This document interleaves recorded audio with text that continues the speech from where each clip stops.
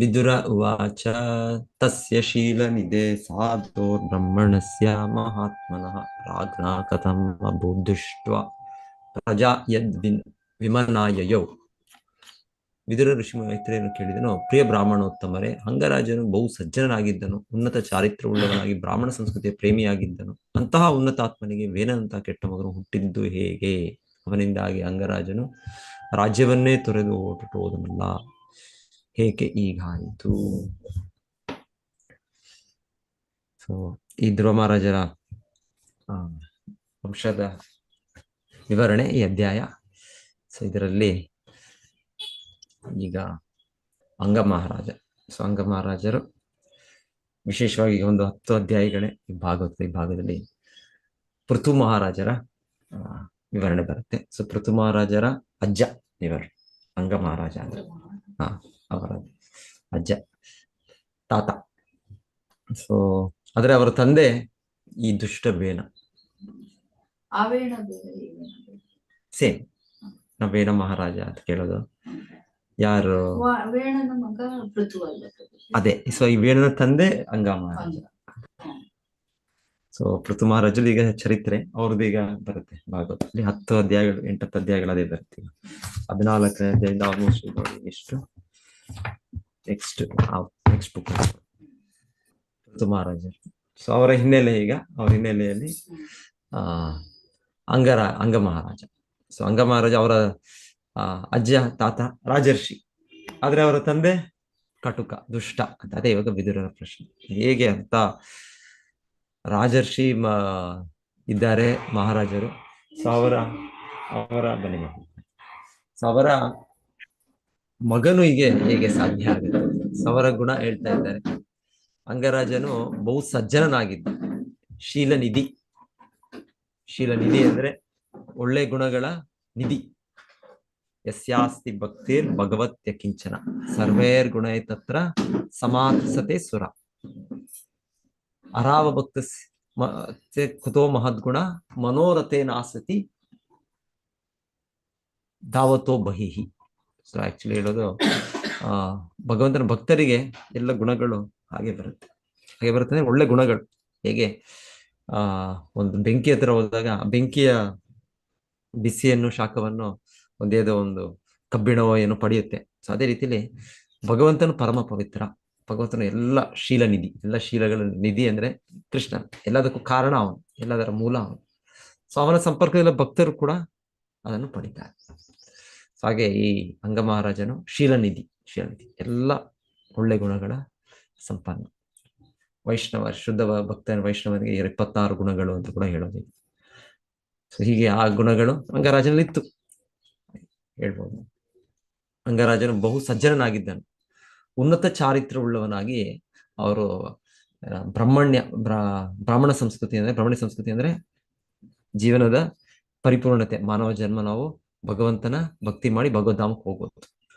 So ಹೀಗೆ ಅವರು ಅದರ ಭಾಗವಾಗಿದ್ರು, ಅದರ ಪ್ರೋತ್ಸಾಹಿಸ್ತಾ ಇದ್ರು ಅಂತ ಒಂದು ಮಹಾರಾಜ. ಆದರೂ ಅವರಿಗೆ ಹುಟ್ಟಿದ್ದು ಈಗ ದುಷ್ಟ ಮಗ. ಶಿಲ ಪ್ರಭುಪಾದರು ಹೇಳ್ತಾ ಇರೋದು ಆಗತ್ತೆ. ಇದು ಭವಿಷ್ಯದ್ರು, ಇದು ಭೌತಿಕ ಜಗತ್ತು ನಮ್ಮ ಕೈಯಲ್ಲಿಲ್ಲ. ಇದು ಭಗವಂತನ ಮಾಯಾಶಕ್ತಿ.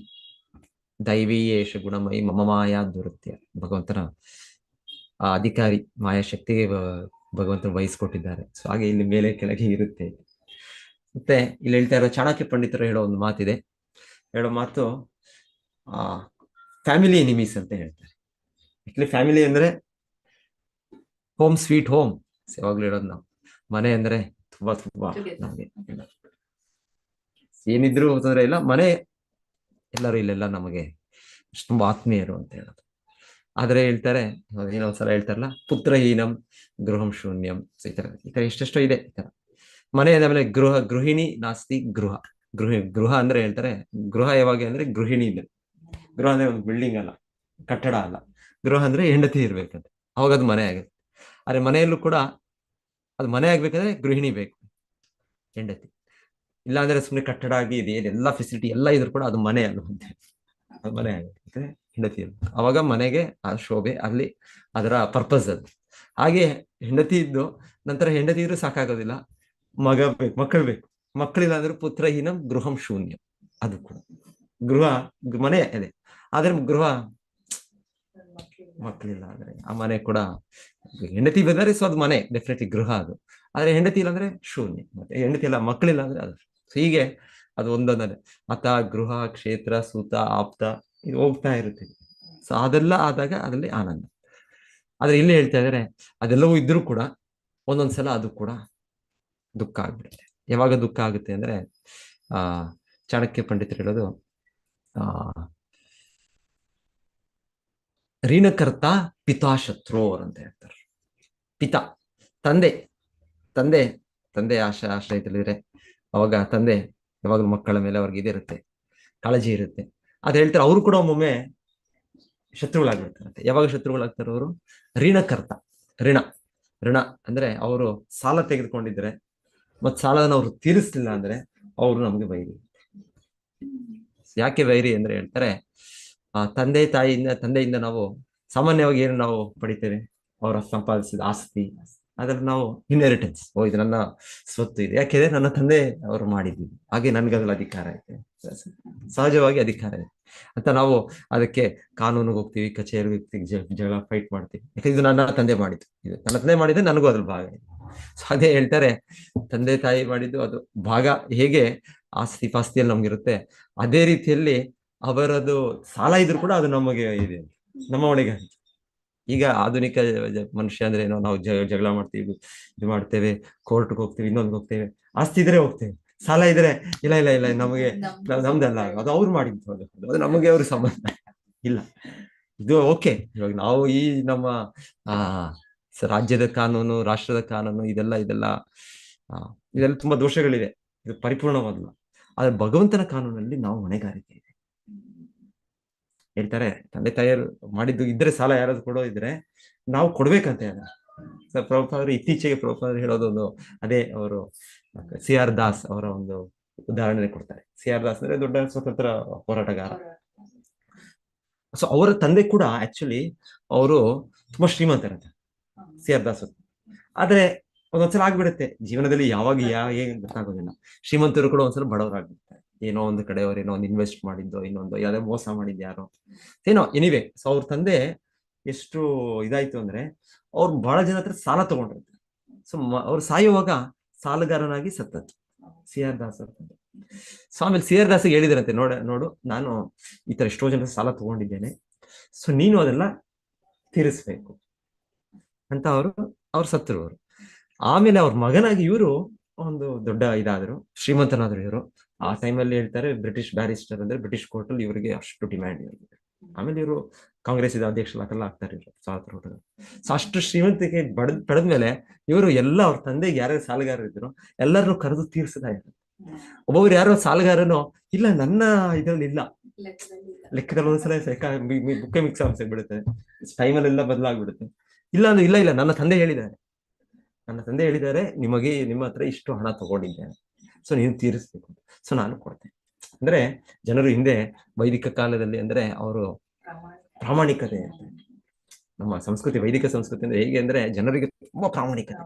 ಅಯ್ಯೋ ಇದು ನನಗೆ ಕರ್ಮ ಬರುತ್ತೆ, ನನ್ನ ಇದು ಕರ್ತವ್ಯ ಇದು ಅಂತ ಅವ್ರಿಗೆ ಗೊತ್ತು. ಅವ್ರಿಗೆ ಇವಾಗ ಅಂದ್ರೆ ಅಯ್ಯೋ ಯಾರು ನಂಬ್ತಾರೆ ಇದೆಲ್ಲ ಯಾರು ಸತ್ ಮೇಲೆ ಜನ್ಮ ಇದೆ ಅಂತ ಯಾರಿಗ್ ಗೊತ್ತು, ಪುನರ್ಜನ್ಮ ಯಾರು ನೋಡಿದ್ದಾರೆ, ಇದೆಲ್ಲ ಕರ್ಮ ನಮ್ಮ ಜೊತೆ ಬರುತ್ತೆ ಅಂತ ಯಾರಿಗ್ ಗೊತ್ತು, ಇದೆಲ್ಲ ಯಾಕೆ ಇದೆಲ್ಲ. ಹೀಗೆ ಜನರು ಈಗ ಏನು ಅವ್ರಿಗೆ ಧರ್ಮದ ಇದೇ ಅರಿವೇ ಇಲ್ಲ ಅಂದ್ರೆ ಶಾಸ್ತ್ರದ ಪ್ರಕಾರ ನಾವ್ ಹೇಗೆ ತಂದೆ ತಾಯಿಯರ ಇದನ್ನು ಆಸ್ತಿಯನ್ನು ನಾವು ಪಡಿತೇವೆ, ನಮ್ಗೆ ಅಧಿಕಾರ ಇದೆ, ಅದೇ ರೀತಿಯಲ್ಲಿ ಸಾಲ ಕೂಡ ನಮ್ಗೆ ಅದು ಬರುತ್ತೆ. ನಮ್ಗೆ ನಾವು ತಗೊಳ್ಬಹುದು, ತಗೊಳ್ದೇ ಇರ್ಬೋದು, ಅದು ಬರುತ್ತೆ, ನಮ್ಮ ಕರ್ಮ ನಮ್ಮಿಂದ. ಅದಕ್ಕೆ ಇಲ್ಲಿ ಚಾಣಕ್ಯ ಪಂಡಿತರು ಹೇಳೋದು, ತಂದೆ ಯಾವಾಗ ಶತ್ರು ಅಂದ್ರೆ ಸಾಲಗಾರನಾಗ್ಬಿಟ್ರೆ ಶತ್ರು. ಯಾಕಂದ್ರೆ ಅವ್ರ ಕರ್ಮ ಬರುತ್ತಲ್ಲ, ಅವ್ರ ಕರ್ಮ ನಮಗೆ ಇವಾಗ ನಾವು ತೀರ್ಸ್ಬೇಕು, ಅದನ್ನ ತೀರ್ಸೋದು ಇವಾಗ ಸುಮ್ಮನೆ ಎಷ್ಟು ಅದಕ್ಕೆ ಶ್ರಮ ಪಡ್ಬೇಕು, ಎಷ್ಟು ಕಷ್ಟ ಇಲ್ಲ. ಸೊ ಹಾಗೆ ಮಾಡ್ಲಿಲ್ಲ ಅಂದ್ರೆ ದೊಡ್ಡ ಕರ್ಮ. ಸೊ ಹಾಗೆ ನಾವು ತಂದೆಯೇ ಶತ್ರು ಅಂತ ಅವರು ಚಾಣಕ್ಯ, ಅವ್ರು ಸಾಲಗಾರನಾಗಿದ್ದು ಬಿಟ್ರೆ ಅವ್ರು ಶತ್ರು ಅಂತ ಚಾಣಕ್ಯ. ಅದೇ ರೀತಿಯಲ್ಲಿ ಅವ್ರು ಹೇಳ್ತಾರೆ ತಾಯಿ ಕೂಡ ಶತ್ರು ಆಗ್ಬೋದು. ತಾಯಿ ಶತ್ರು ಅಲ್ಲ, ತಾಯಿ ನಮಗೆ ತಾಯಿ ದೇಹ ಕೊಟ್ಟಿದ್ದಾರೆ. ಸೊ ಅವರಿಂದಾನೇ ನಮಗೆ ಎಲ್ಲ ಮೊದಲ ಗುರು ಅಂತ ಹೇಳೋದು. ಸೊ ಎಲ್ಲ ಇದೆ. ತಾಯಿ ನಮಗೆ ಅಷ್ಟು ಆತ್ಮೀಯರು. ಸೊ ಒಂದೊಂದ್ ಕಡೆ ಏನು ಹೇಳೋದು, ಇನ್ನೊಂದ್ಸಲ ಹೇಳ್ತಾರೆ, ಯಾರಾದ್ರೂ ಒಳ್ಳೆ ತಾಯಿ ಇಲ್ಲ ಮನೆಯಲ್ಲಿ, ಮತ್ತೆ ಹೆಂಡತಿ ಅಪ್ರಿಯವಾದಿನಿ. ಒಂದೊಂದ್ಸಲ ಹೆಂಡತಿ ಅಷ್ಟು ಒಳ್ಳೆ ಇದಿರೋದು, ನಡವಳಿಕೆ ಇರೋದಿಲ್ಲ. ಆಮೇಲೆ ತಾಯಿ ಇಲ್ಲದೆ ಇರ್ಬೋದು. ಹಾಗಿದ್ರೆ ಹೇಳ್ತಾರೆ, ಆ ವ್ಯಕ್ತಿಗೆ ಯಥಾರಣ್ಯಂ ತಥಾಗೃಹ. ಅವರಿಗೆ ಕಾಡು ಒಂದೇ, ಮನೆ ಒಂದೇ, ಅದಕ್ಕೆ ಬೆಟರ್ ಕಾಡ್ಗೆ ಹೋಗ್ಬಿಡು ಅಂತ ಹೇಳಿ ಅದು ಕೂಡ ಹೇಳ್ತಾರೆ. ಮನೆ ಅಂದ್ರೆ ಒಂದ್ಸಲ ತಾಯಿ ಇದು ಹೆಂಡತಿ ಅಷ್ಟು ಇದಾಗಿಲ್ದೇ ಇರ್ಬೋದು, ಆದ್ರೆ ತಾಯಿ ಚೆನ್ನಾಗಿದ್ದಾರೆ ತೊಂದರೆ ಇಲ್ಲ. ಹೆಂಡತಿ ಬಿಟ್ಟೋದ್ರು ಕೂಡ ತಾಯಿಯೂ ಇದ್ದಾರೆ, ಒಳ್ಳೆ ತಾಯಿ ಇದ್ದಾರೆ ಅಂದ್ರೆ ಅವ್ರ ಮನೆಯಲ್ಲಿ ಇರ್ಬೋದು ಆ ವ್ಯಕ್ತಿ. ಆದ್ರೆ ಹೆಂಡತಿ ಕೂಡ, ತಾಯಿನೂ ಇಲ್ಲ ಇಲ್ಲಿ, ಹೆಂಡತಿ ಕೂಡ ಇಲ್ಲಿ ಹೀಗೆ ಅಪ್ರಿಯವಾದಿನಿ, ಎಲ್ಲದಕ್ಕೂ ಎಲ್ಲ ಇದು ಅಂದ್ರೆ ಹೇಳ್ತಾರೆ, ಏನ್ ಮನೇನ ಇದು ಕಾಡ, ಇದು ಬೆಟರ್ ಕಾಡ್ಗೆ ಹೋಗ್ಬಿಡಿ, ಮನೆ ಬಿಟ್ಬಿಡಿ. ಅವ್ರಿಗೆ ಯಾವ ತರ ಸಲಹೆ ಕೂಡ. ಸೊ ಈ ರೀತಿ ಶಾಸ್ತ್ರಗಳಲ್ಲಿ ಮಾರಲ್ ಇನ್ಸ್ಟ್ರಕ್ಷನ್ ಅಂತ. ಆದ್ರೆ ತಾಯಿ ಕೂಡ ಒಂದ್ಸಲ ಆಗ್ಬೋದು, ಏನಾಗ್ಬೋದು, ತಾಯಿ ಶತ್ರು ಆಗ್ಬೋದು. ಯಾವಾಗ ಶತ್ರು ಅಂದ್ರೆ ಋಣಕರ್ತ ಪಿತಾಶತ್ರು, ಮಾತಾಶತ್ರು, ವ್ಯಭಿಚಾರಿಣಿ. ವ್ಯಭಿಚಾರಿಣಿ ಅಂದ್ರೆ ಇನ್ನೊಂದು ಯಾರೋ ಹೊರಗಿನ ಸಂಬಂಧ ಆಯ್ತು. ಸೊ ಇದು ನೋಡ್ತೀವಿ, ಇದು ಎಷ್ಟು ಕೇಳ್ತೇವೆ ಎಲ್ಲ. ಈ ತರ ಆದ್ರೆ ತಾಯಿಗೆ ಇದಿದ್ರೆ, ತಾಯಿನೋ ಇದ್ರೆ ಅವ್ರ ಮಕ್ಕಳನ್ನು ಕೂಡ ಕಾಳಜಿ ವಹಿಸೋದಿಲ್ಲ. ಪೇಪರಲ್ಲಿ ದಿನನಿತ್ಯ ಇನ್ಸಿಡೆಂಟ್ಸ್ ಕೇಳ್ತೀವಿ ಈ ತರ. ಮಕ್ಕಳೇ ಆದ್ರೆ ಅವ್ರು ಇದ್ಯಾರೋ ಹೊರಗಿನ ಇವ್ರ ಸಂಬಂಧ ಇಟ್ಕೊಂಡು ಮಕ್ಕಳನ್ನೇ ಅವರು ಎಲ್ಲೋ ಬಿಟ್ಬಿಡ್ತಾರೆ, ಇಲ್ಲಾಂದ್ರೆ ಏನಾದ್ರು ಕೊಲೆ ಮಾಡ್ತಾರೆ, ಏನು ಕೂಡ ಆಗುತ್ತೆ. ಅದ್ ಹೇಗಂದ್ರೆ ಇದು ಭೌತಿಕ ಜಗತ್ತು ಮನಸ್ಸನ್ನು ಹುಚ್ಚು ಮಾಡ್ಬಿಡುತ್ತೆ ನಮಗೆ. ಒಂದು ಈ ಕಾಮ, ಕ್ರೋಧ, ಲೋಭ ಇದೆಲ್ಲ ಹೆಂಗಂದ್ರೆ ಇದು ಮನಸ್ಸು ಹುಚ್ಚರಾಗ್ಬಿಡುತ್ತೆ. ಯಾರು ಇದೆ ಹೇಗೆ ಅಂದ್ರೆ, ಯಾಕೆಂದ್ರೆ ಈ ರೀತಿ ಹಿನ್ನೆಲೆ ಆಗಿದೆ. ಅವ್ರು ಇನ್ನೇನು ಸಂಬಂಧ ಇಟ್ಕೊಂಡು ಆ ರೀತಿ ಅವ್ರ ವ್ಯಾಮೋಹ ಬೆಳೆಸ್ಕೊಂಡು ಅದೇ ಅವರ ಇದಾಗಿ. ಸೊ ಹಾಗೆ ಹೇಳ್ತಾರೆ, ತಾಯಿ ಕೂಡ ಕ್ಷತ್ರಿಯವಾಗ್ಬೋದು. ಸೊ ಶಿಲ ಪ್ರಭುಪಾದರು ಹೇಳ್ತಾರೆ ಒಂದೇನೋ ಒಂದು ಅವ್ರ ಹೆಸರು ಹೇಳೋ ನಾನು ಇಚ್ಛಿಸೋದಿಲ್ಲ ಈಗ. ಪ್ರಭುಪಾದ ಹೇಳ್ತಾರೆ ಅಂತ ಒಂದು ದೊಡ್ಡ ವ್ಯಕ್ತಿ ಅವರ ಹೆಂಡತಿನೇ ಅವ್ರಿಗೆ ಇನ್ನೊಂದು ಇದ್ದಿದ್ದು, ಅವ್ರ ಮಗುಗೆ ವಿಷ ಕೊಟ್ಟು ಸಾಯಿಸ್ಬಿಟ್ರು. ಇದೊಂದು ಘಟನೆ ನಡೆದದ್ದು ತುಂಬಾ ಹತ್ತಿರದಲ್ಲಿ. ಒಂದು ಹೇಳೋದು ನಡೆಗಟ್ಟ ಪ್ರಭುಪಾದ ಹೇಳ್ತಾರೆ, ಅವ್ರು ಯಾರ ಬಗ್ಗೆ ಅಂತ ಹೇಳ್ತಾರೆ. ಅದೇ ನಾನು ಇಲ್ಲಿ ತೆಗಿತಾನೆ ಇಷ್ಟಪಡೋದಿಲ್ಲ. ಯಾಕೆ ಅಂದ್ರೆ ಈ ರೀತಿ ಆತರ ಒಂದು ಗಣ್ಯ ವ್ಯಕ್ತಿ, ಸಮಾಜದಲ್ಲಿ ಒಂದು ಸ್ಥಾನದಲ್ಲಿರೋ ವ್ಯಕ್ತಿ, ಆದ್ರೆ ಅವರ ಹೆಂಡತಿ ಏನೋ ಈ ತರ ಇರೋದ್ರಿಂದ ಅವ್ರ ಮಗನಿಗೆ ವಿಷ ಕೊಟ್ಟು ಇದೆಲ್ಲ ಆಗುತ್ತೆ. ಹಾಗೆ ಅದಕ್ಕೆ ಇಲ್ಲಿ ಹೇಳೋದು, ಇದು ತಾಯಿ ಶತ್ರು ಆಗ್ಬೋದು ಯಾವಾಗಂದ್ರೆ ವ್ಯಭಿಚಾರ. ಅದೇ ರೀತಿ ಇನ್ನೊಂದು ನೆಕ್ಸ್ಟ್ ಹೇಳುತ್ತೆ, ರೂಪವತಿ ಭಾರ್ಯ ಶತ್ರು. ಹೆಂಡತಿ ಕೂಡ ಶತ್ರು ಆಗ್ತಾರೆ. ಯಾವಾಗ ಶತ್ರು ಅಂದ್ರೆ ಹೇಳ್ತಾರೆ, ರೂಪವತಿ ರೂಪವತಿ ತುಂಬಾ ಸುಂದರವಾಗಿದ್ದಾರೆ. ಸೊ ಆ ವ್ಯಕ್ತಿಗೆ ಇನ್ನು ಆಧ್ಯಾತ್ಮಿಕ ಇದು ಮರ್ತು ಹೋಗ್ಬಿಡ್ತಾರೆ. ಆಧ್ಯಾತ್ಮಿಕ ಜೀವನ ನಾವು ಆಧ್ಯಾತ್ಮಿಕ ಉನ್ನತಿ ಪಡಿಬೇಕು. ಸೊ ಇದನ್ನ ಬಿಟ್ಬಿಟ್ಟು ನಾವು ಈ ಭೌತಿಕ ಆನಂದ, ಭೌತಿಕ ಅಂದ, ಭೌತಿಕ ಸೌಂದರ್ಯಕ್ಕೆ ನಾವು ಸಿಕ್ಕಾಕೊಂಡ್ಬಿಟ್ರೆ ನಮ್ಗೆ ಬೇರೆ ಇಂಟ್ರೆಸ್ಟ್ ಇಲ್ಲ. ಆ ಕತೆ ನಾವು ಕೇಳ್ತೀವಲ್ಲ, ಯಾರ ಕತೆ, ರಾಮಾನುಜಾಚಾರ್ಯರದ್ದು. ಅವರ ಶಿಷ್ಯರು ಒಬ್ರು ಏನವ್ರು ಮೊನ್ನೆ ಡಿಸ್ಕಸ್ ಮಾಡ್ತಾ ಇದ್ದಾರೆ.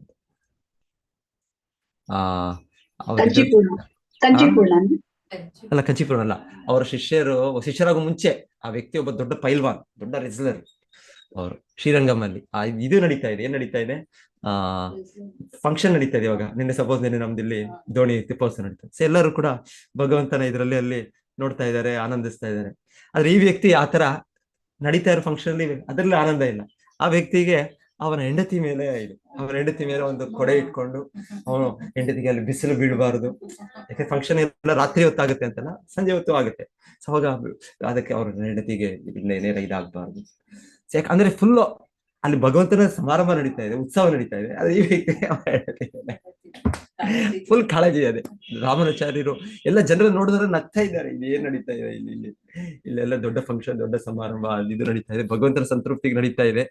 ಆದ್ರೆ ಈ ವ್ಯಕ್ತಿ ನೋಡಿದ್ರೆ, ಈ ವ್ಯಕ್ತಿ ಭೌತಿಕ ಆನಂದದಲ್ಲಿ ತನ್ನ ಹೆಂಡತಿಗೆ ಅಂಟ್ಕೊಂಡು ಪಬ್ಲಿಕ್ ಅಲ್ಲೂ ಕೂಡ ಹೀಗೆ ಇದ್ದಾನೆ ಅಂತ. ಅಷ್ಟು ವ್ಯಾಮೋಹ. ಮತ್ತೆ ಅದು ಮುಂದುವರಿತೆ. ರಾಮಾನುಚಾರ್ಯರು ಅವ್ರು ನೋಡಿ ಅವರು ಕರುಣೆ ತೋರಿ, ಆಯ್ತು, ಯಾಕೆ ಅವ್ರು ಬಂದು ಕೇಳ್ತಾರೆ, ಯಾಕೆ ನೀನು ಹೀಗೆ ಅಂದ್ರೆ, ಇಲ್ಲ ನನ್ನ ಹೆಂಡತಿ ನೋಡಿ, ಅವ್ರ ಕಣ್ಣು ನೋಡಿ ಎಷ್ಟು ಸುಂದರವಾಗಿದೆ, ಎಲ್ಲೂ ಇಲ್ಲವೇ ಇಲ್ಲ ಸೃಷ್ಟಿಯಲ್ಲಿ. ಸೊ ಹೀಗೆ ಒಂದೊಂದು ಹಾಗೆ ನಾವು ಇದಾಗ್ಬೋದು, ಮೋಹಗೊಳ್ಬಹುದು. ಸೊ ಹಾಗೆ ಕೊನೆಗೆ ಹೇಳ್ತಾರೆ ರಾಮಾಚಾರ್ಯ, ಆಯ್ತು, ನಾನು ಅದಕ್ಕಿಂತ ಕಣ್ಣುಗಳು, ಸುಂದರವಾದ ಕಣ್ಣುಗಳಿಗೆ ತೋರಿಸಿದ್ರೆ ಅವಾಗ ನಾನು. ಸೊ ಅವರ ಕೃಪೆಯಿಂದ ರಂಗನಾಥನ ಹತ್ರ ಕರ್ಕೊಂಡು ಹೋಗಿ ರಂಗನಾಥನ ಪ್ರಾರ್ಥನೆ ಮಾಡಿ, ರಂಗನಾಥನು ಅವ್ರಿಗೆ ಅವ್ರ ದಿವ್ಯ ಇದನ್ನ ತೋರಿಸ್ತಾನೆ. ನೋಡಿದ್ದೆ ಆ ವ್ಯಕ್ತಿ. ಸೊ ನಂತರ ಆ ವ್ಯಕ್ತಿನೂ ಅಲ್ಲ, ಅವ್ರ ಹೆಂಡತಿ ಕೂಡ ಶುದ್ಧ ಭಕ್ತರಾಗಿರ್ತಾರೆ. ಅವ್ರ ಬಗ್ಗೆ ತುಂಬಾ ಲೀಲೆಗಳಿದೆ. ಮತ್ತೆ ಮತ್ತೆ ಯಾವಾಗೋ ರಾಮಾಚಾರ್ಯರ ಶಿಷ್ಯರು ಅವ್ರ ಬಗ್ಗೆ ಏನೋ ಒಂದು ಇವರು ಅಷ್ಟು ಇದಿಲ್ಲ, ಅವ್ರ ಮೇಲೊಂದು ಇದು ಇದು ಅಪವಾದ ಮಾಡೋ, ಇಲ್ಲ ದ್ವೇಷ ಬೆಳೆಸ್ಕೊಂಡ್ ಮಾಡ್ತಾರೆ. ಆದ್ರೆ ರಾಮಾಚಾರ್ಯ ತೋರಿಸ್ತಾರೆ, ಇಲ್ಲ ಅವರೆಷ್ಟು ಶುದ್ಧ ಭಕ್ತರು ಅಂತ. ಅದೊಂದು ಲೀಲೆ ಕೂಡ ಮುಂದುವರಿತಾರೆ ಅವ್ರ ಬಗ್ಗೆ. ಅವ್ರ ಹೆಸರು ನನಗೆ ಯಾರು ಹೇಳ್ಬೋದು ಗೊತ್ತಿರುತ್ತಿಲ್ಲ, ಭಕ್ತರು ಯಾರು ಹೇಳ್ಬೋದು. ಸೊ ಹೇಳ್ತಾ ಇರೋದು ಈ ರೀತಿ ಹೆಂಡತಿ ತುಂಬಾ ಸುಂದರಿಯಾಗಿದ್ದಾರೆ. ಮಹಾಪೂರ್ಣ ಮಾತಾಜಿ. ಓಕೆ, ನೋಡಿ ಯಾರು ಅಂತ ಅವರು, ಯಾರು ಎಕ್ಸಾಕ್ಟ್ ಆಗಿ ಇಲ್ಲ ನನಗೆ. ಮಹಾಪೂರ್ಣನೇನಾ? ಓಕೆ ಓಕೆ ಮಾತಾಜಿ, ಧನ್ಯವಾದ. ಇಲ್ಲ ಕುರೇಶ್ ಅಲ್ಲ, ಮಹಾಪೂರ್ಣ ಇರ್ಬೋದು ನೋಡಿ ಮಾತಾಜಿ, ಇರ್ಬೋದು ನೋಡಿ. ಅವ್ರ ಹೆಸರು ನನಗಿರೋ ಬರೋದಿಲ್ಲ, ನೆನಪಿಲ್ಲ ಈಗ, ತುಂಬಾ ಮರೆವು. ಸೊ ಓಕೆ, ಸೊ ಹೇಳ್ತಾ ಇರೋದು ಹೀಗೆ ಪ್ರಭುಪಾದರ ಬಗ್ಗೆನೂ ಹೇಳ್ತಾರೆ. ಪ್ರಭುಪಾದ ಅವ್ರ ವೈಯಕ್ತಿಕವಾಗಿ ಹೇಳ್ತಾರೆ. ಅವ್ರಿಗೂ ಹೆಂಡತಿ ಮೇಲೆ ಏನೋ ಅವ್ರ ಮದುವೆ ಆಗಿತ್ತು, ಮೊದಲೇ ಚಿಕ್ಕ ವಯಸ್ಸಲ್ಲಿ ಆಗಿತ್ತು. ಆದ್ರೆ ಒಂದು ಸಮಯದಲ್ಲಿ ಪ್ರಭುಪಾದರು ಹೇಳ್ತಾರೆ, ಆ ಸಮಯದಲ್ಲಿ ಈ ಇಬ್ಬರು ಹೆಂಡತಿ ಇರ್ತಾ ಇದ್ರು. ಹಾಗೆ 100 ವರ್ಷ 150 ವರ್ಷದಿಂದ ಅದೇನು ಕಾಮನ್, ಅದೇನು ದೊಡ್ಡ ಇದೆ. ಈಗ ಕಾನೂನಿಂದ ಎಲ್ಲ ಬದಲಾಯ್ತು ಇಲ್ಲ. ಸೊ ಇಲ್ಲ ಅಂದ್ರೆ ಇತ್ತು ಅದು, ಭಾರತೀಯ ಸಂಸ್ಕೃತಿಯಲ್ಲಿ ಇತ್ತು. ಸೊ ಶಿಲ ಪ್ರಭುಪಾದರು ಇನ್ನೇನೋ ಇನ್ನೊಂದು ಮದುವೆ ಮಾಡ್ಕೊಳ್ಳೋಣ ಅಂತ ಇನ್ನು ಆಲೋಚನೆ ಇತ್ತು. ಮತ್ತೆ ಇನ್ನೇನೋ ಅವ್ರ ಸಂಪರ್ಕದಲ್ಲಿ ಯಾರೋ ಸ್ಟಾರ್ಟ್ ಮಾಡಿದ್ರು, ಏನೋ ಇರ್ಬೋದು, ಅವ್ರ ಮಾತುಕತೆ ಇದೆ. ಸೊ ಇದು ತಿಳಿದಿದ್ದು ಅವ್ರ ತಂದೆ ಪ್ರಭುಪಾದರು ಕರೆದು, ನಿನಗೆ ನಿನ್ನ ಹೆಂಡತಿ ಮೇಲೆ ಆತರ ಇದು ಬಂಧನ ಒಂದು ಇದಿಲ್ಲ, ವ್ಯಾಮೋಹ ಇಲ್ಲ ಅಂದ್ರೆ ಇದು ನಿನಗೆ ದೊಡ್ಡ ಬ್ಲೆಸ್ಸಿಂಗ್ ಇದೆ, ದೊಡ್ಡ ಬ್ಲೆಸ್ಸಿಂಗ್ ನಿನಗೆ. ಹಾಗೆ ಯಾಕಂದ್ರೆ ಇದು ಆಟೋಮೆಟಿಕ್ ಅಟ್ಯಾಚ್ಮೆಂಟ್ ಬೆಳೆಯುತ್ತೆ. ಆದ್ರೆ ಈ ತರ ಅಟ್ಯಾಚ್ಮೆಂಟ್ ಇಲ್ಲ ಅಂದ್ರೆ ಅದು ನಿಂಗೆ ಒಳ್ಳೇದು, ನಿಂಗೆ ಆಧ್ಯಾತ್ಮಿಕವಾಗಿ ಒಳ್ಳೇದು ನಿನಗೆ. ಸೊ ಹೇಳ್ತಾರೆ, ಅವ್ರ ತಂದೆ ಅಡ್ವೈಸ್ ಕೊಟ್ಟದ್ದು ಪ್ರಭುಪಾದ ಅಲ್ಲಿಗೆ ನಿಲ್ಲಿಸ್ಬಿಡ್ತಾರೆ. ಆಯ್ತು, ನನ್ನ ತಂದೆ ಹೇಳಿದ್ರು, ತಂದೆ ಬುದ್ಧಿವಂತರು, ಅವ್ರು ಅಷ್ಟು ಅನುಭವಿಸ್ತರು, ಸೊ ಅವ್ರಿಗೆ ಗೊತ್ತು ಏನು ಅಂತ ಅವ್ರಿಗೆ. ಸೊ ನಾನು ಸೊ ಪ್ರಭುಪಾದ ಹೇಳ್ತಾರೆ, ನನಗೆ ಈಗ ಗೊತ್ತು, ಈಗ ನನ್ನ ತಂದೆ ಹೇಳಿದ್ ಕರೆಕ್ಟ್, ನನಗೆ ಬ್ಲೆಸ್ಸಿಂಗ್. ಸೊ ಯಾವತ್ತು ನನಗೆ ನನ್ನ ಹೆಂಡತಿ ಮೇಲೆ ಇದೇ ಇಲ್ಲ. ಎಲ್ಲರೂ ಹೇಳ್ತಾರೆ, ಪ್ರಭುಪಾದರು, ಅವ್ರ ಕುಟುಂಬದವರು, ಇನ್ನೊಬ್ರು ಫ್ಯಾಮಿಲಿ ಫ್ರೆಂಡ್ಸ್ ಎಲ್ಲರೂ ಕೂಡ, ನಿನ್ನ ಹೆಂಡತಿ ಎಷ್ಟು ಒಳ್ಳೆ ಇದು, ಎಷ್ಟೋ ಗುಣಗಳಿದೆ, ಶೀಲನಿಧಿ, ಈ ತರ ಎಲ್ಲ ಎಷ್ಟು ಹೆಂಗಸರಿಗೆ ಎಷ್ಟು ಒಳ್ಳೆ ಗುಣಗಳಿರುತ್ತೆ, ಈ ರೀತಿ ಇರುತ್ತೆ. ಆದ್ರೆ ಪ್ರಭುಪಾದ ಹೇಳ್ತಾರೆ, ನನಗೆ ವೈಯಕ್ತಿಕವಾಗಿ ಅಟ್ಯಾಚ್ಮೆಂಟ್ ಇಲ್ಲ. ನನಗೆ ಅವರು ಶುದ್ಧ ಭಕ್ತರು, ಆಚಾರ್ಯ, ಅವರು ಮಹಾಭಾಗ, ಅವ್ರು ಯಾವ್ದು ಅಟ್ಯಾಕ್ಷನ್ ಇಲ್ಲ ಅವ್ರಿಗೆ ಭೌತಿಕವಾಗಿ. ಅದು ಕೂಡ ಅವ್ರ ಜೀವನ ಒಂದ್ ರೀತಿಯಲ್ಲಿ ಪ್ರಭುಪಾದ ಹೇಳೋದು ಆ ರೀತಿ ಅವ್ರಿಗೆ ಈ ತರ ಅಂತ ಒಂದು ಅನುಭವ ಹೇಳ್ತಾರೆ. ಇಲ್ಲ ಅಂದ್ರೆ ರೂಪವತಿ ಭಾರ್ಯ ಶತ್ರು, ರೂಪವತಿ ಭಾರ್ಯ ಅದು ಅವರು ಶತ್ರು ಆಗ್ಬಿಡ್ಬೋದು, ಮನೆಯಲ್ಲೇ ಇದು ಆತರ ಶತ್ರು ಆತರ. ಯಾಕಂದ್ರೆ ಮಾನವ ಜನ್ಮದ ಉದ್ದೇಶ ಏನು, ನಾವು ಕೃಷ್ಣನ ಆಶ್ರಯಿಸ್ಬೇಕು, ಭಕ್ತಿಯಲ್ಲಿ ನಾವು ಮುಂದೆ ಮುಂದೆ ಮುಂದೆ ಮುಂದೆ ಹೋಗ್ಬೇಕು. ಆದ್ರೆ ಈ ರೀತಿ ನಾವು ವ್ಯಾಮೋಹ ಬೆಳೆಸ್ಕೊಂಡು ಅದು ತಪ್ಪು, ಅದು ಆಗ್ಬಾರ್ದು. ಸೊ ರೂಪವತಿ ಭಾರ್ಯ ಶತ್ರು. ಅದೇ ರೀತಿಯಲ್ಲಿ 4ನೇ ಹೇಳೋದು ಮಕ್ಕಳಲ್ಲಿ ಇಲ್ಲಿ ಮಗನ ಬಗ್ಗೆ ಹೇಳ್ತಾರೆ, ವಿಶೇಷ ಮಗನ ಬಗ್ಗೆ ಹೇಳ್ತಾರೆ. ಏನಿವೆ ಮಗಳು ಏನು ಯಾರಂದ್ರೆ ಪುತ್ರ ಶತ್ರು ಅಪಂಡಿತ ಅಂದ್ರೆ ಪಂಡಿತನಲ್ಲ, ಪಂಡಿತನ ಅಂದ್ರೆ ಮೂರ್ಖ, ದಡ್ಡ. ಇವಾಗೇನು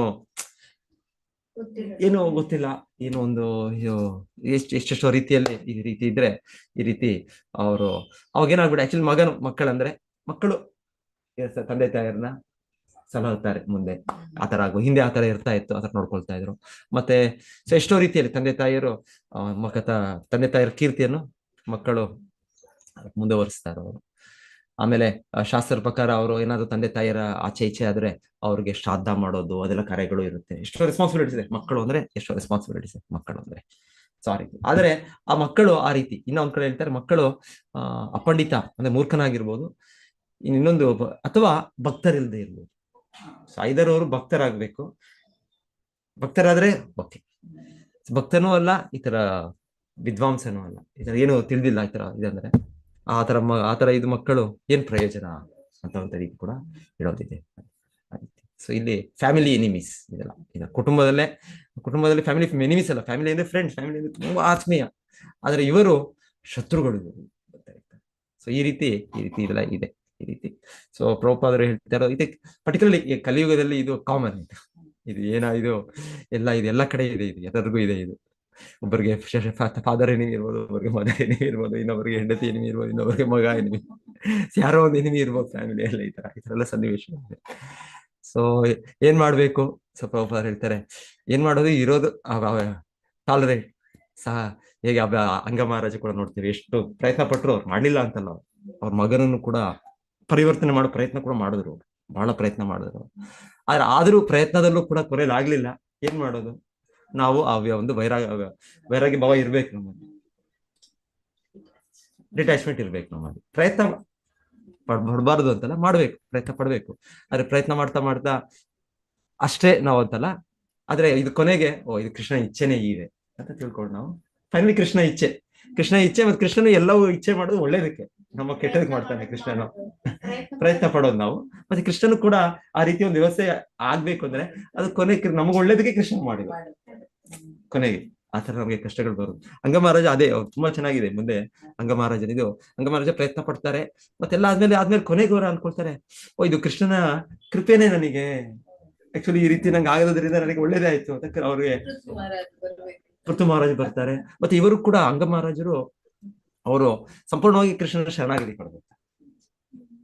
ಆ ರೀತಿಯ ಒಂದು ವೈರಾಗ್ಯ ಭಾವ ಅವ್ರಿಗೆ ಮೂಡಿ ಬರುತ್ತೆ, ಆ ರೀತಿಯ ಭಗವಂತನ ಮೇಲೆ ಅವಲಂಬನೆ ಮೂಡಿ ಬರುತ್ತೆ. ಸೊ ಆ ರೀತಿ ಅವ್ರು ಹೇಳ್ತಾರೆ, ನನಗೆ ಇದು ವರನೇ ಆಯ್ತು ಅಂತ ಅವರು ಬರ್ತಾರೆ. ಸೊ ಹಾಗೆ ಪ್ರಭುಪಾದರು ಕೂಡ ಹೇಳ್ತಾ ಇರೋದು, ಆದ್ದರಿಂದಲೇ ವೈದಿಕ ಸಂಸ್ಕೃತಿಯ ಪ್ರಕಾರ ವ್ಯಕ್ತಿಯು 50 ವರ್ಷ ತುಂಬಿದೊಡನೆ ಕುಟುಂಬದಿಂದ ಬೀಳ್ಕೊಂಡು ತನ್ನ ಜೀವನದ ಉಳಿದ ಭಾಗನು ಸಂಪೂರ್ಣವಾಗಿ ಕೃಷ್ಣ ಪ್ರಜ್ಞೆ ಅನ್ವೇಷಣೆಗಾಗಿ ಮೀಸಲಿಡಬೇಕು. ಸೊ ಕೃಷ್ಣ ಪ್ರಜ್ಞೆ ನಾನು ಬೇಗ ಹೆಚ್ಚು ಬೆಳೆಸೋದಕ್ಕೆ ನಂಗೆ ಅನುಕೂಲಕರವಾದ ಸ್ಥಿತಿ, ಅದನ್ನು ನಾನು ಅಭ್ಯಾಸ ಮಾಡಕ್ಕೆ ತಗೊಳ್ಬೇಕು ನಾನು ಅಂತ ಪ್ರಭುಪಾದ ಹೇಳ್ತಾರೆ. ಪ್ರಭುಜಿ ಧನುರ್ದಾಸ, ಪ್ರಭುಜಿ ಧನುರ್ದಾಸ, ಎಸ್ ಕರೆಕ್ಟ್, ನೀವು ಹೇಳಿದ್ರು ಧನುರ್ದಾಸ. ಸೊ ಧನುರ್ದಾಸ ಅವರು ರಾಮಾನುಚಾರ್ಯರ ಶಿಷ್ಯರಾಗ್ತಾರೆ, ಶುದ್ಧ. ಸೊ ಅವ್ರ ಬಗ್ಗೆ ನೀವು ಹೇಳಿದಾಗೆ ಮೊದಲಿಗೆ ಹೀಗೆ ಇರ್ತಾರೆ ಅವ್ರ ಹಿನ್ನೆಲೆ, ಆದ್ರೆ ನಂತರ ಅವರು ಶುದ್ಧ ಭಕ್ತ ಆಗ್ತಾರೆ. ಮತ್ತೆ ಒಂದು ಸಲ ಏನೋ ರಾಮಾನುಚಾರ್ಯರು ಶಿಷ್ಯರು ಅವ್ರ ಮೇಲೆ ಏನೋ ಕಂಪ್ಲೇಂಟ್ ಮಾಡ್ತಾರೆ ಅನ್ಸುತ್ತೆ, ಅವ್ರ ಬಗ್ಗೆ ಹೀಗೆ ಹಾಗೆ ಅಂತೆಲ್ಲ. ಅವಾಗ ಧನುರ್ ಮೇಲೆ ಕಂಪ್ಲೇಂಟ್ ಮಾಡ್ತಾರೆ ಅಂದ್ರೆ ಅವರ ಮನೆಗೆ ಪ್ರವೇಶ ಮಾಡಿ ಅವರ ಒಡವೆಗಳನ್ನ ಕಳ್ಳತನ ಮಾಡ್ತಾರೆ, ಏನೋ ಈ ರೀತಿ ಎಲ್ಲ ಆಗುತ್ತೆ. ಅದು ಧನುರ್ದ ಏನ್ ಮಾತಾಜಿ ಸ್ಟೋರಿ ಯಾರಿಗ್ ಗೊತ್ತದ? ಅದೇ ಅವ್ರಿಗೆ ಹೇಳ್ತಾರೆ ಪ್ರಭುಜಿ, ಅಂದ್ರೆ ಅವ್ರ ಮನೆ ಒಡವೆ ಎಲ್ಲ ನೀವು ಇದ್ ಮಾಡಿದ್ರೆ ಏನ್ ರೆಸ್ಪಾಂಡ್ ಮಾಡ್ತಾರೆ ನೋಡೋಣ ಅಂತ. ಸೊ ಅವಳು ಹೇಳ್ತಾಳೆ, ಅವ್ರ ಹೆಂಡತಿ ಹೇಳ್ತಾಳೆ, ಅಂದ್ರೆ ಅದೇ ದಿನ ಅವರೆಲ್ಲ ಬಂದ್ ಕಳ್ತನಕ್ಕೆ ಬರ್ತಾರೆ. ಬಂದಾಗ ಅವಳಿಗೆ ಬಂದಿದ್ದಾರೆ ಕಳ್ರು ಅಂತ ಗೊತ್ತಾಗುತ್ತೆ. ಅವಳೇನ್ ಮಾಡ್ತಾಳೆ, ಒಂದೇ ಕಡೆ ಅಂದ್ರೆ ತನಗೆ ಎಚ್ಚರಿಕೆ ಆಗುತ್ತೆ, ಆದ್ರೂ ಅವಳು ಎಚ್ಚರಿಕೆ ಆಗಿರೋ ತರ ತೋರ್ಸಲ್ಲ.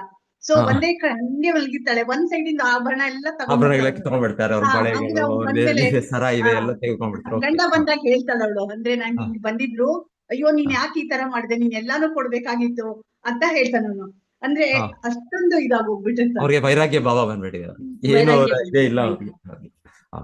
ಗೃಹಸ್ಥರಾಗಿರುತ್ತೆ, ಏನಾದ್ರು ಒಂದು ಅವ್ರಿಗೆ ಇದು ಆಭರಣಗಳಿರ್ಬೋದು, ಇನ್ನೊಂದಿರ್ಬೋದು, ಆದ್ರೆ ಅಟ್ಯಾಚ್ಮೆಂಟ್ ಇಲ್ಲ ಅವ್ರಿಗೆ, ಈ ರೀತಿ ತೋರಿಸ್ತದೆ. ಓಕೆ, ಎಸ್ ಮಾತಾಡಿ, ಧನ್ಯವಾದ. ಅಂದ್ರೆ ಅವಾಗ ಹೇಳ್ತಾರೆ, ನಾನು ಎಷ್ಟು ಅವನನ್ನ ಯಾಕೆ ಇದ್ ಮಾಡ್ತೀನಿ, ರಾಮಾನುಚಾರ್ಯ ಹೇಳ್ತಾರೆ, ಅಂದ್ರೆ ಯಾಕೆ ಅಷ್ಟೊಂದು ಇದ್ ಮಾಡಿ ಮರ್ಯಾದೆ ಕೊಡೋದು, ಗೌರವ ಕೊಡ್ತಿದ್ದೆ ನಾನು, ಯಾಕಂದ್ರೆ ಅವರು ಅಷ್ಟು ಉನ್ನತ ಇದ್ರಲ್ಲಿ ಇದ್ದಾರೆ ಆಧ್ಯಾತ್ಮಿಕವಾಗಿ.